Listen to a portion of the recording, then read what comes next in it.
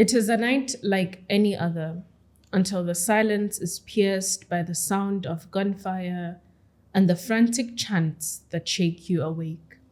You flee your home, and when you return, all that remains is the burnt ruins of thousands of bags of farm produce and the destruction of homes and properties. On Wednesday, December 11th, 2024, terrorists attacked Powishi, a small community in Gombe State, northeastern Nigeria.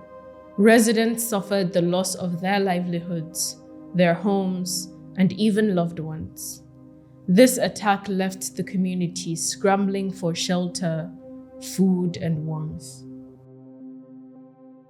Welcome to Vestiges of Violence. Here, we talk about survivors. For Human Angle, I am Tabitha.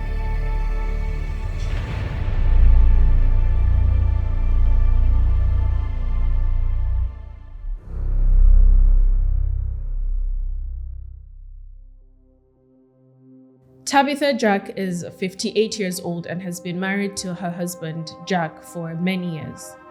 The evening before the attack, she had gone to stay with her daughter, whose stepson had passed away. While she was there, she was suddenly woken by loud gunshots. She asked what the noise was, and they told her it sounded like it was coming from her area. And then they saw the fire. Tabitha got up, dressed, and sat down, feeling uneasy. She couldn't sleep. Around 4 a.m., news arrived that there had been destruction in her area and, tragically, a death. She asked who had been killed, and the answer shattered her world. It was Jack, her husband. It was then that I broke down, screaming and crying, "That's my husband." I rushed back home, but when I got there, I was held back. They refused to let me see his body. The attack had come without warning, and the loss of her husband was sudden and overwhelming. The night before the attack, Tabitha had spent time with him, served his meal, and chatted with him. He was 80 years old and had leg pain, which likely prevented him from fleeing. Jack had 3 wives, one of whom had passed away. He had 16 children. Tabitha is a farmer, but she doesn't farm a lot now because of her eyesight. Still, she guides her children on the farm and tries to help them as best as she can. She and her family grew maize, groundnuts, and beans, but all of that was destroyed in the attack. Despite her grief, Tabitha is a cheerful spirit. She speaks fondly of her husband and the life they shared, even cracking jokes as she narrates their memories. A few feet away from Tabitha and Jack's home, Leona Zakaria, a 45-year-old mother of 5, lives as a farmer and a tailor. Her children attend boarding schools in neighboring towns, and she and her husband have always worked hard to care for them. Leona narrates that on the day of the incident, her family was working on their farm when the terrorists began to attack them with cutlasses. Leona and her children fled for their lives. In the chaos, an elderly man in their community was killed. That night, around 2 a.m., the terrorists returned. This time, they came with guns and set the community on fire. Leona and her children had no choice but to run again, with nowhere to go. They spent the night in the bush, cold and exposed, and by morning, they sought refuge in a motor park, waiting for the fight to subside.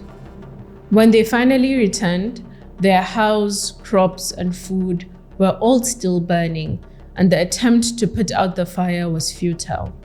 The fire, particularly the stack of maize, burned for 3 days, turning everything to coal and ash. We poured water on the fire, but it burned down for 3 days, especially the maize. It just wouldn't stop burning. There was nothing left to salvage. No food, no clothes, no furniture. Everything had been consumed by the flames. Leona lost over 180 bags of farm produce, including maize, beans, soybeans, and rice. Even her sewing machine, her means of livelihood, was destroyed in the fire. When we harvest, we eat some and sell the rest to cover our needs, school fees, hospital bills, and daily expenses. But now, we've lost it all. I only have my life and the clothes I am wearing. Leona's voice trembles. She tears up as she speaks of the loss of their neighbor, Jack, an elderly man who had always looked out for them. Although the government visited Powishi after the attack and gave the residents food and supplies, it is no longer sustaining them 3 weeks later. For both Leona and Tabitha, the path to recovery seems distant, but their calls for help are loud and clear. They need protection, food, and aid. This episode was reported and scripted by Sabik Abello. Multimedia editor is Anthony Asamota, and executive producer is Ahmed Salkida. In order to protect the identities of survivors, we use voice actors for this episode. If you or anyone you know have a story to share on Vestiges of Violence, do not hesitate to get in touch with us.